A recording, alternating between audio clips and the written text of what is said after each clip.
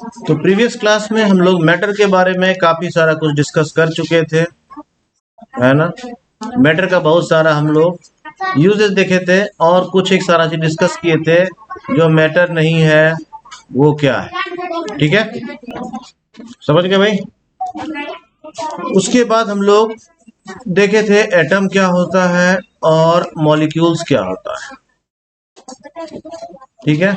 और हम लोग साथ ही साथ एक्सपेरिमेंट से ये भी ऑब्जर्व किए थे कि एटम्स या मॉलिक्यूल्स कितना छोटा होता है, ठीक है। आज हम लोग देखेंगे थोड़ा सा टेम्परेचर के बारे में, टेम्परेचर स्केल के बारे में और कन्वर्जन ऑफ टेम्परेचर, ठीक है भाई। टेम्परेचर का हमारे पास जो यूनिट्स है वो क्या क्या है, कौन बताएगा। पहले हम लोग समझते हैं टेम्परेचर है क्या। What is temperature, what is temperature. Temperature it is the temperature is related to what, temperature is related to hotness, है ना। Temperature is related to hotness. Temperature is what, it is the degree of hotness, है ना। नहीं, कोई चीज कितना गर्म है, कितना कंपेरेटिव होता है ना, क्योंकि ये सारा चीज, तो degree of hotness is what, temperature, ठीक है। तो इसको क्या बोलते हैं हम लोग, it is actually measurement of hotness और कोल्डनेस ऑफ अ सब्सटेंस, ठीक है भाई। या अगर इसको हम लोग और सिंपलर समझना चाहें तो इट इज क्या है, it is degree of hotness और कोल्डनेस,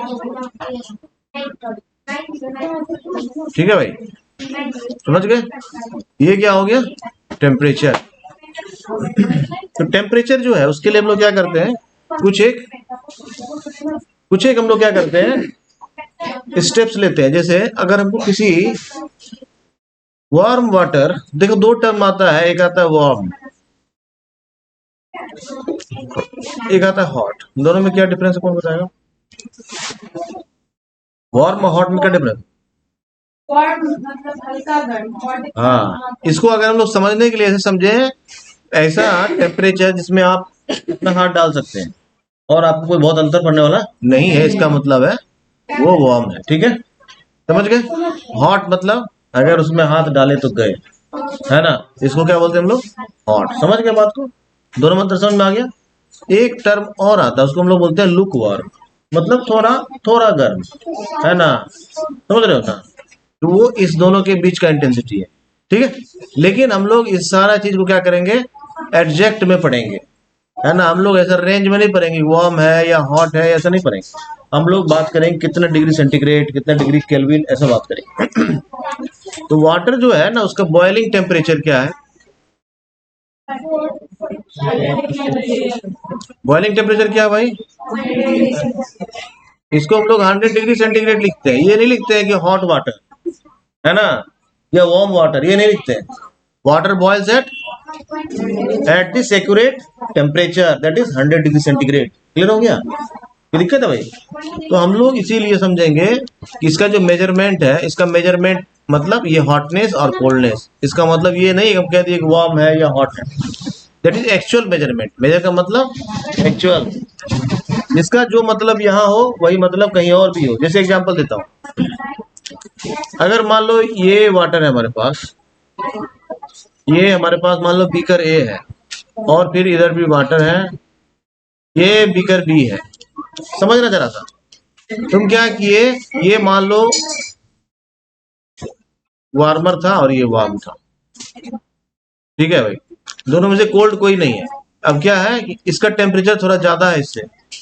अब तुम क्या करो, इस वार्मर वाले में कुछ देर अपना हाथ डाल करके रखो, ठीक है।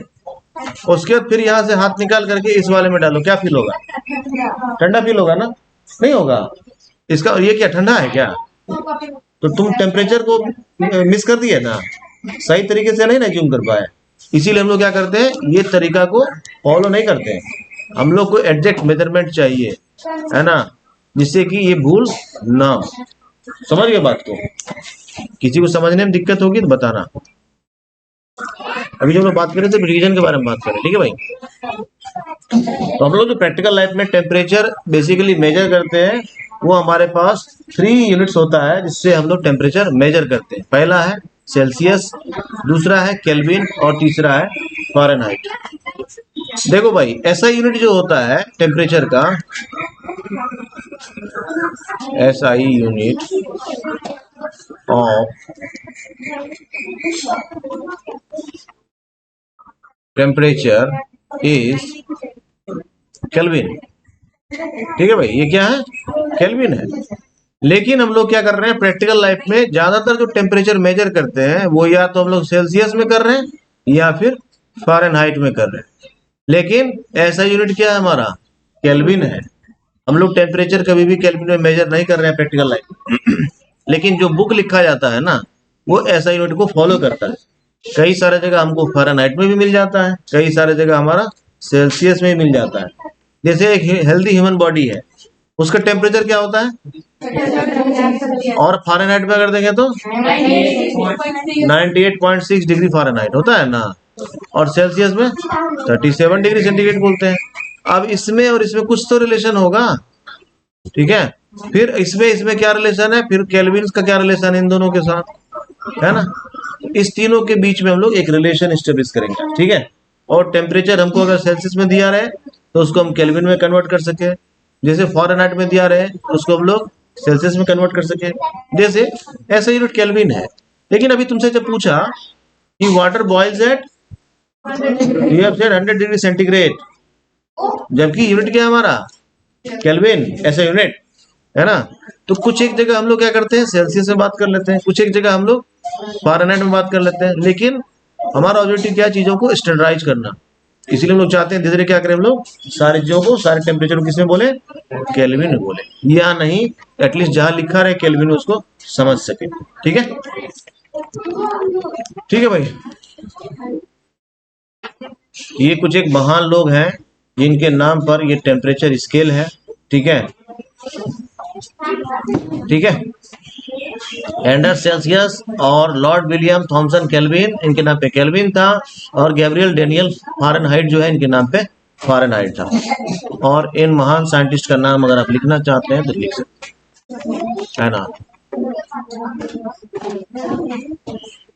सेल्सियस और फ़ारेनहाइट का हेयर स्टाइल थोड़ा सा एकदम नहीं और लॉर्ड विलियम तो लॉर्ड टाइप का है, लिख लो इन लोगों का नाम। देखिए भाई, ऐसा यूनिट दिख गया सबको? ऐसा यूनिट क्या है हमारा? केल्विन है ना। और इसको कॉमन स्केल बोलते हैं, किसको? सेल्सियस को। और फ़ारेनहाइट को क्या बोलते हैं हम लोग? डॉक्टर्स स्केल बोलते हैं, ठीक है। समझ गए बात को? चलिए बढ़ता हूँ आगे। तो हम लोग केल्विन स्केल देखते हैं। Temperature at which gas is cooled to obtain 0 volume. Kelvin scale क्या है? ठीक है, temperature at which gas is cooled to obtain 0 volume, ठीक है।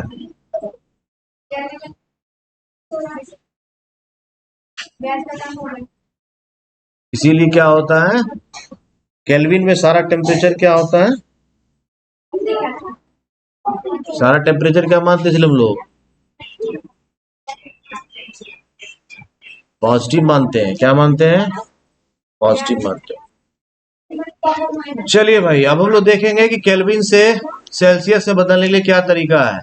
इसको ध्यान रखना है बस। जितना भी डिग्री सेंटीग्रेड है उसमें 273 ऐड कर देना, ठीक है। इसको लिख लीजिए और एक एग्जांपल इसको हम लोग थोड़ा अच्छे से समझते हैं। Water boils at 100 degree centigrade. अगर इसी चीज को हम लोग लिखना चाहें, वाटर बॉइल्स एट इतना केल्विन, तो कितना हो जाएगा? यस, 273 प्लस 100 क्या हो गया? ये आसान है कि नहीं आसान है?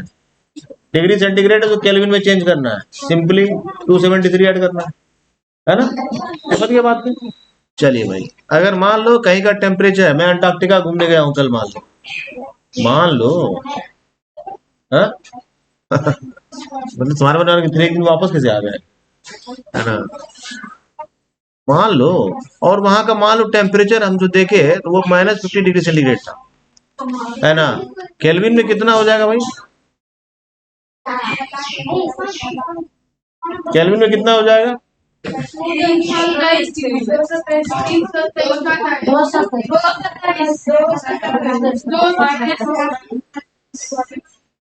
हो जाएगा भाई? इतना केल्विन होगा? कोई दिक्कत है क्या? अब ये समझ में आ रहा है, ये निगेटिव में है अभी। यानी जो टेम्परेचर तुम्हारा सेल्सियस सेंटीग्रेड में निगेटिव होता है ना, केल्विन में वो भी पॉजिटिव ही रहता है। ये समझ में आ रहा है? हाँ? क्या बात समझाई? -100 डिग्री सेंटीग्रेड है कहीं का टेम्परेचर, है ना? केल्विन में कितना हो जाएगा? 173 केल्विन हो जाएगा ना। अब भी ये निगेटिव है। अब समझ में आया? केल्विन में टेम्परेचर इसीलिए पॉजिटिव होता है। समझ में बात आ गई? चलिए बढ़ते हैं। अब लोग कुछ न्यूमेरिकल देखते हैं और उस पर तेजी से काम करते हैं और बढ़ते हैं आगे। सब लोग रेडी हो जाइए। Now convert the temperature of 25 degree centigrade to the kelvin scale. Do it on immediate basis. ठीक है, तो क्या करेंगे हम लोग? केल्विन में करने के लिए क्या करना पड़ता है? 273 ऐड करना पड़ता है। तो 25 प्लस 273 इट इज 298 केल्विन। यहाँ पर ये लिखना जरूरी है, ये नहीं लिखते हैं, ये 298 लिखना मीनिंगलेस हो जाएगा। ठीक है, जो भी है ऐसा यूनिट या जो भी यूनिट है उसको मेंशन करना जरूरी है। ठीक है भाई, next. Now convert the temperature of 300 kelvin to the Celsius scale. क्या करना होगा भाई? क्या करना होगा? माइनस करना होगा। ये याद रखो, इक्वल टू C प्लस 273 था। तो अगर हमको C को इस साइड लाएंगे तो क्या हो जाएगा, या 273 को इस साइड लाएंगे तो क्या हो जाएगा? K minus 273 equal to C। ठीक है भाई, कोई दिक्कत है? बहुत अच्छे, इसको समझ लीजिए अच्छे से। Centigrade equal to K minus 273 और K equal to C plus 273। ठीक है, केल्विन में डिग्री क्यों दे रखा? नहीं लगाते हैं क्योंकि केल्विन में डिग्री नहीं। ठीक है भाई, ठीक है। फ़ारेनहाइट और सेंटीग्रेड या सेल्सियस में हम लोग डिग्री यूज करते हैं, केल्विन में नहीं करते। ठीक है, समझ के बात को? चलिए भाई आगे भी बढ़ते हैं हम लोग। Enter conversion of states. पहला हमारे पास लिक्विड, सॉलिड एंड गैस। इस पे हम लोग एक बार प्रीवियस क्लास में डिस्कस किए थे। अगर कोई सॉलिड से लिक्विड हो रहा है, इसका मतलब क्या बोलते हैं? इसको हम लोग मेल्टिंग बोलते हैं या फिर फ्यूजन बोलते हैं। सॉलिड का एग्जांपल हमारे पास एक ले लेते हैं हम लोग, है ना? क्या एग्जांपल है? आइस। लिक्विड का एग्जांपल हम लोग एक ले लेते हैं, यस, वाटर। और गैस का एग्जांपल हम लोग ले लेते हैं क्या? वेपर। यानी आइस से जो लिक्विड हो रहा है इसको हम लोग बोलते हैं क्या? मेल्टिंग। और या फिर इसको बोलते हैं हम लोग फ्यूजन। ठीक है भाई, लिक्विड से जो गैस बन रहा है इसको क्या बोलते हैं हम लोग? बॉइलिंग भी बोलते हैं और इवापोरेशन बोलते हैं वाटर के केस में। ठीक है भाई, क्लियर हुआ? और अगर सॉलिड से गैस बन रहा है तो इसको हम लोग क्या बोलते हैं? सब्लिमेशन बोलते हैं। और इसका रिवर्स प्रोसेस भी क्या कहलाता है? सब्लिमेशन ही कहलाता है। ठीक है, गैस से लेकिन अगर लिक्विड बन रहा है, जैसे एक कोई ग्लास ले लो, है ना, उसमें क्या करो, आइस कोल्ड वाटर को फिल कर दो, तो क्या होता है? इसके बाहर में वाटर ड्रॉपलेट्स आ जाता है। वो वाटर ड्रॉपलेट्स कहाँ से आया भाई? एटमॉस्फेयर में जो वेपर था वो कंडेंस होकर के उसके बाहर में आ गया। ठीक है, ये किसी समझने में दिक्कत है तो बोलिए। ठीक है, when liquid converts into solid it is freezing. क्या बोलते हैं इसको? फ्रीजिंग। ठीक है भाई, सॉलिड और गैस में इसको हम लोग सब्लिमेशन बोलते हैं। सॉलिड से डायरेक्ट गैस और गैस से डायरेक्टली सॉलिड होना, एग्जांपल क्या है हमारा? कैम्फर, कपूर या अमोनियम क्लोराइड, है ना? Ammonium chloride. अमोनियम क्लोराइड का फॉर्मूला क्या होता है? NH4Cl।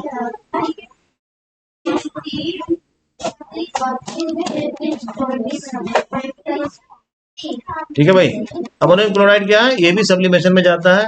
दूसरा एग्जांपल हमारे पास है कैम्फर। तीसरा एग्जांपल हमारे पास नेफ्थलीन बॉल्स, जो हम लोग कपड़े में रखते हैं, बॉल जैसा व्हाइट कलर का। उसको कभी लिक्विड होता हुआ तुम नहीं देखोगे, या तो सॉलिड रहता है या फिर नहीं रहता है। समझ रहे हो ना? बॉल दिनों दिन छोटा होता जाता है और फिर एक दिन गायब हो जाता है। समझ रहे हो बात को नहीं? वो मैजिक क्यों हो रहा है? वो सब्लिमेशन की वजह से हो रहा है। समझ गए बात को? तो आगे बढ़े, चलिए भाई। Now we will discuss about the effects of change of temperature. Solid to liquid क्या होता है? मेल्टिंग होता है। इस केस में क्या होता है? टेम्परेचर हम लोग इंक्रीज करते हैं, नहीं क्या करते हैं हम लोग? टेम्परेचर इंक्रीज करते हैं। और जब इसका रिवर्स करेंगे, लिक्विड से सॉलिड में कन्वर्ट करेंगे, तो टेम्परेचर क्या करना होता है? डिक्रीज करना होता है। नहीं, समझ के बात को? अगर हम लोग तुमको पूछे कि मेल्टिंग पॉइंट क्या है, मेल्टिंग पॉइंट क्या है actually of a solid is a measure of the force of attraction between the particles, है ना?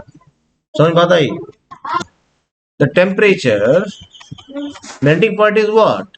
It is the temperature at which a solid substance or solidified substance melts and changes into a liquid at atmospheric pressure, है ना? Is called melting point of that substance. ठीक है भाई, है ना? The process in which a solid substance changes into a liquid on heating is called melting or fusion. ठीक है वही बात, ठीक है भाई। तो बढ़ते हैं आगे, ठीक है। एग्जाम्पल के तौर पर लेते हैं, जैसे हमारा आइस है ना? आइस को क्या करते हैं हम लोग? थोड़ा सा अगर हीट सप्लाई करते हैं तो क्या बन जाता है? ये वाटर हो जाता है। और वाटर का बॉइलिंग, सॉरी, आइस का मेल्टिंग पॉइंट क्या है?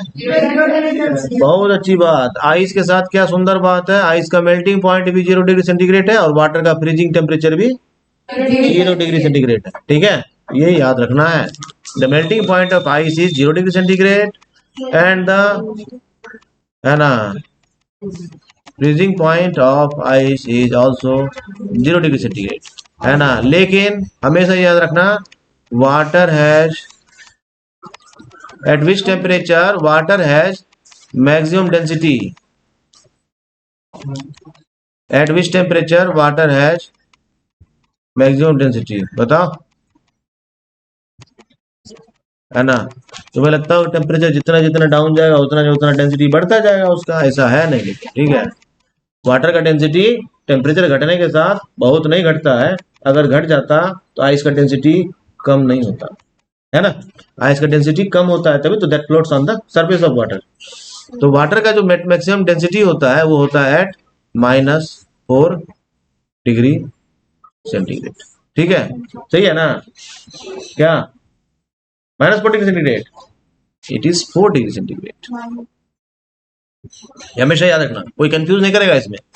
देखिए 4 डिग्री सेंटीग्रेड पे वाटर जो है अपने मैक्सिमम डेंसिटी में होता है। इससे जैसे जैसे आप नीचे जाते हैं वाटर का डेंसिटी घटना शुरू हो जाता है फिर, और इसके फिर जैसे ऊपर जाते हैं फिर वाटर का डेंसिटी घटना शुरू हो जाता है। इस जगह पर आकर मैक्सिमम हो जाता है। ठीक है, तो ये कई बार क्वेश्चन भी आता है। 4 डिग्री सेंटीग्रेड पे water has its maximum density. ठीक है, आगे बढ़ो। क्या मेल्टिंग पॉइंट ऑफ आयरन क्या है? बहुत ही कम है। कितना? हाँ, it is 1535 degree centigrade. Heat करते करते परेशान हो जाओगे तब जा करके वाटर जो है थोड़ा सा, है ना? हाँ, वाटर जो है, सॉरी, आयरन जो है वो कैसा है? मूर्ख आदमी की तरह, खूब तारीफ करो तब जाके पिघलेगा। अच्छा ठीक है, कर ठीक है। और आइस कैसा है? सरल आदमी जैसा है, थोड़ा सा बोलिए बस तुरंत पिघल जाता है। नहीं, आयरन क्या हो गया? बहुत कठोर इंसान जैसा है, नहीं रहे। चलिए भाई, तो वाटर का मेल्टिंग पॉइंट कितना हो गया? 1535 डिग्री सेंटीग्रेड। याद रखना है इनको, ठीक, आयरन का। शाबाश। चलिए भाई, तो आज के लिए हम लोग रखते हैं इतना ही, बाकी हम लोग देखेंगे नेक्स्ट क्लास में।